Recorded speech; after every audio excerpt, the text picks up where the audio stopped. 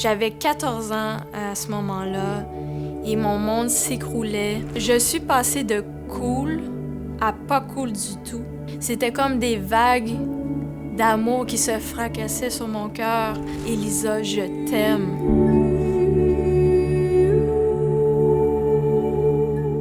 Bonjour, je m'appelle Elisa, je suis née à Hawkesbury, Ontario. Et je suis née dans une famille chrétienne. Mes parents m'emmenaient à l'église chaque dimanche et pendant la semaine. Ils aimaient beaucoup chanter des chants de louange. Moi aussi, j'aimais ça. Et je faisais même des dessins prophétiques quand j'étais enfant. Et puis, j'aimais Dieu. J'ai entendu parler de son amour, mais je n'avais pas de relation personnelle avec lui. Parce que je faisais juste suivre mes parents et puis j'avais jamais entendu la voix de Dieu ou jamais senti sa présence tangible. Donc, qu'est-ce qui s'est passé? C'est que moi, j'étais vraiment... Ma vie était centrée sur moi, sur ma famille, sur mes amis. Et un jour... J'étais une fille très tranquille, très timide. Et puis, toutes mes amies d'enfance m'ont rejetée du jour au lendemain et je les ai suppliées de redevenir mon amie. J'avais 14 ans à ce moment-là et mon monde s'écroulait. Je me sentais comme une moins que rien. Je sentais que j'avais peur de ce que les autres pensaient de moi. J'étais tellement triste à l'intérieur. Et les gens, mes camarades de classe, personne ne voulait faire des travaux d'équipe avec moi. Je suis passée de cool à pas cool du tout. Et là, j'étais devenue une rejet de l'école. Du jour au lendemain.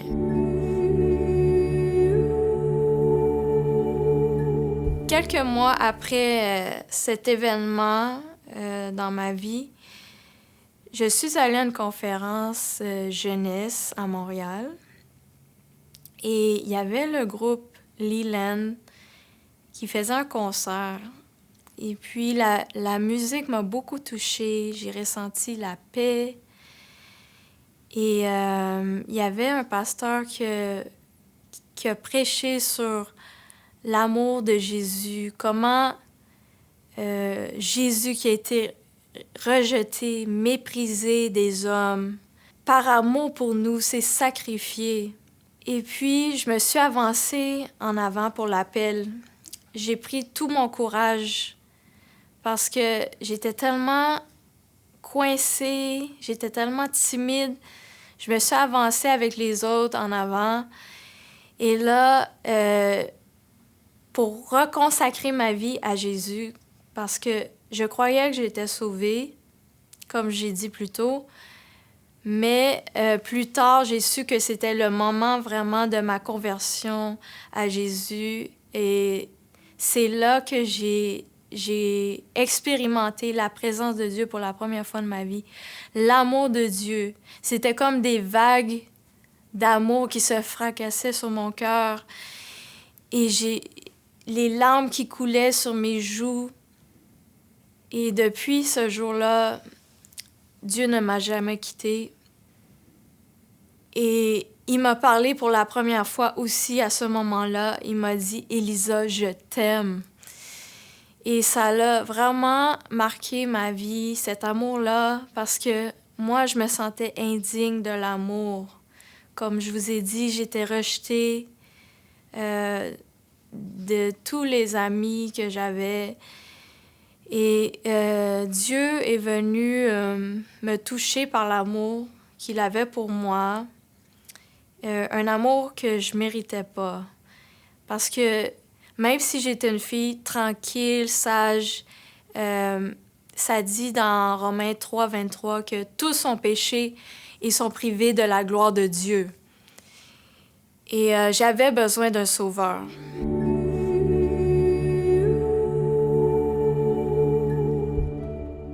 Donc, après quelques mois, j'ai vécu la plénitude du Saint-Esprit et j'ai commencé à parler en langue. Et quelques mois après, je me suis fait baptiser dans la rivière. Ce qui a changé en moi, c'est vraiment l'audace qui est venue en moi et la crainte de ce que les autres pouvaient penser de moi est disparue petit à petit. Et aussi, je savais que je n'étais plus seule à partir de ce jour. Je savais que Dieu était toujours en moi. Le Saint-Esprit est venu habiter en moi.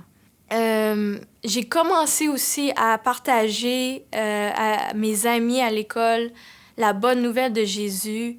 Ils me posaient plein de questions pendant les pauses et j'ai commencé à leur donner des Nouveaux Testaments et à aimer évangéliser, à témoigner de l'amour que j'avais reçu. Maintenant, aujourd'hui, j'ai des amitiés saines. Et aujourd'hui, Dieu m'utilise pour aider les gens avec des histoires similaires à la mienne, des gens rejetés de la société, que ce soit des sans-abri, que ce soit des gens en moyens financiers aussi, que j'ai pu prier pour eux et les comprendre, avoir compassion, la compassion de Dieu pour eux. Et surtout, avec mon expérience à Jeunesse en Mission, c'est là que j'ai pu vraiment apprendre à servir le Seigneur comme ça. Donc, c'est à l'âge de 17 ans que j'étais au cégep et j'ai demandé à Dieu pour la première fois, c'est quoi tes plans pour ma vie, Seigneur? Et le lendemain matin, Dieu m'a parlé dans mon cœur et il m'a dit, « Élisa, je veux que tu ailles à Jeunesse en Mission en septembre 2013. Et les plans que j'ai pour ta vie vont t'apporter plus de bonheur que les plans que tu as préparés pour ta vie. » Donc, je lui ai obéi, je suis allée, j'ai quitté le cégep, j'ai tout laissé et je suis partie par la foi et j'ai commencé cette formation de disciple de 6 mois. Et Dieu a vraiment commencé à guérir mon cœur des blessures du passé et vraiment à me redonner la confiance en moi que j'avais perdue. Et c'est vraiment une expérience qui a marqué ma vie.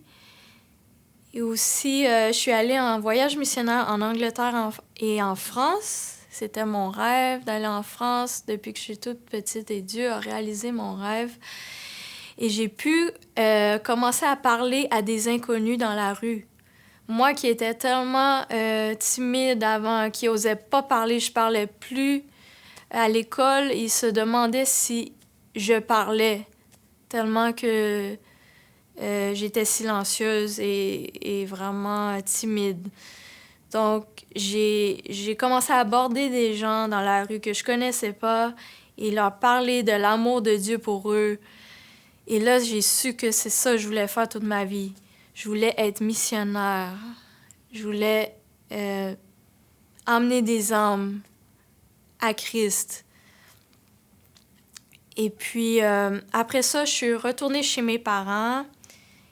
J'ai étudié, j'ai travaillé pendant 4 ans. J'ai vécu une période de désert parce que après avoir vécu tout ça dans une communauté chrétienne, je me suis un peu éloignée de Dieu parce que c'était plus le retour à la vie normale. Et j'ai fait un mauvais choix de relation aussi qui m'a pas aidée. Mais Dieu, dans sa grâce, au bout de 4 ans, il m'a parlé à nouveau. Il m'a dit, « Élisa, je veux que tu quittes ton pays et que tu ailles en Suisse. » Donc après, je suis allée en Suisse. Pendant 3 mois, j'ai fait une école de louanges. Et cette école-là, c'était incroyable. J'ai repris la louange que j'avais chantée quand j'étais petite, mais j'avais arrêté. Et vraiment, j'ai vu que Dieu m'appelait à faire ça dans la vie et à composer des chants pour le Seigneur. Ensuite, il y a un contact de Donham, dans les cantons de l'Est, de Jeunesse en mission, qui m'a contactée. Il a dit « J'ai su que tu fais une école de louange. J'aimerais que tu viennes à Donham en tant que staff pour implanter un volet louange et intercession. » Donc là, j'ai prié là-dessus, j'avais la paix, je suis allée.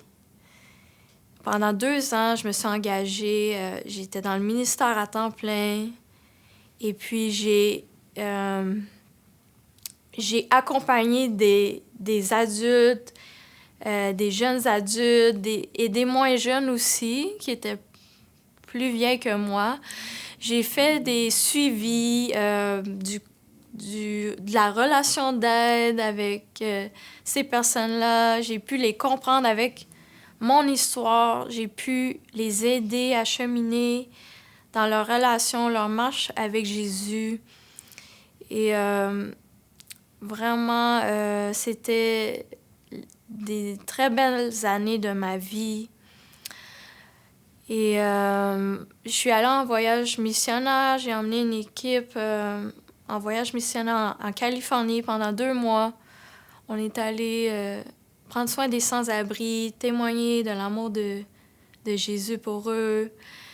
Et puis l'année d'après, on a fait un voyage missionnaire à l'île Maurice. Et on allait dans les églises, on allait évangéliser dans les rues. Et puis c'était vraiment Dieu qui était à l'œuvre. Dieu m'a transformée au travers de ça. Dieu m'a parlé. Et vraiment, j'étais vraiment dans le plan que Dieu avait pour moi. Donc, c'est vraiment vrai ce que Dieu m'avait promis, que ses plans allaient m'apporter plus de bonheur que les plans que j'avais prévus. Et après ça, au bout de ces 2 années-là, Dieu, encore une fois, il m'a montré que la prochaine étape, c'était d'aller en Alberta faire une école biblique de 9 mois. Donc, je suis allée faire cette école biblique-là et c'était vraiment la formation la plus intense et la meilleure formation de ma vie où j'ai pu étudier la Bible 12 heures par jour, 6 jours sur 7. Vraiment, Dieu m'a transformée. J'ai vraiment appris à connaître Dieu. Et c'est vraiment une fondation solide aujourd'hui pour ma vie. Et quand j'étais en Alberta, Dieu m'a parlé que maintenant, c'était le temps pour aller à Montréal. En effet, Dieu m'avait parlé 8 ans auparavant qu'il m'appelait à Montréal. Et là, c'était le temps. 8 ans plus tard, il m'a donné 3 mots.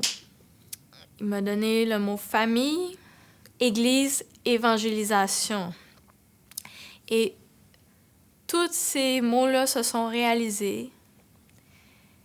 J'ai fondé ma famille à Montréal. J'ai trouvé une église qui a à cœur l'évangélisation. J'ai commencé à évangéliser, chanter dans les rues de Montréal et à témoigner de l'amour de Jésus pour les gens.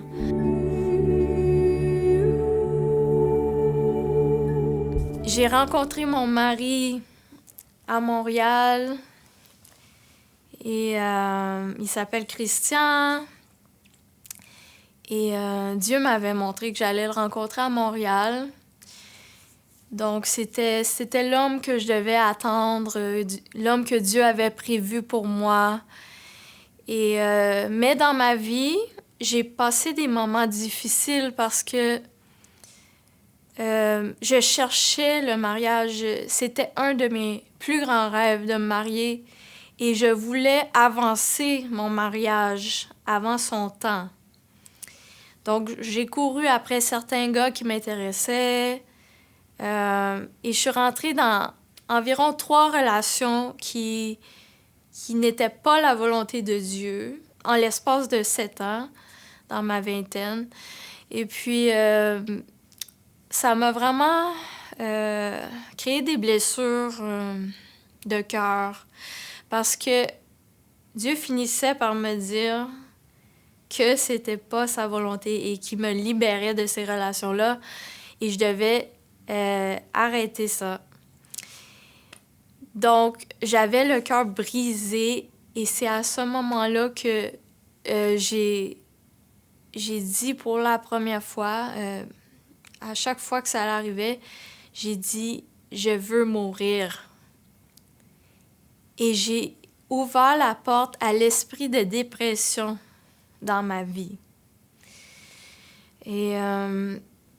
Mais Dieu m'en a toujours sorti, m'a toujours relevé, il m'a toujours redonné la joie de vivre.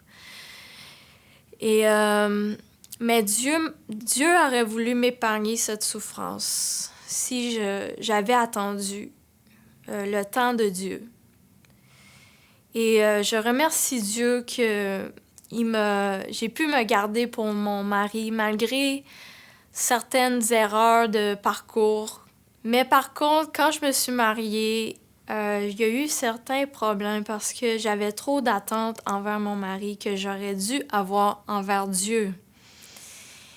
Et puis, et aussi, il y a des blessures du passé qui sont revenues des deux côtés. Mais aujourd'hui, Dieu nous restaure et il nous a bénis avec un fils merveilleux qui est une joie au quotidien.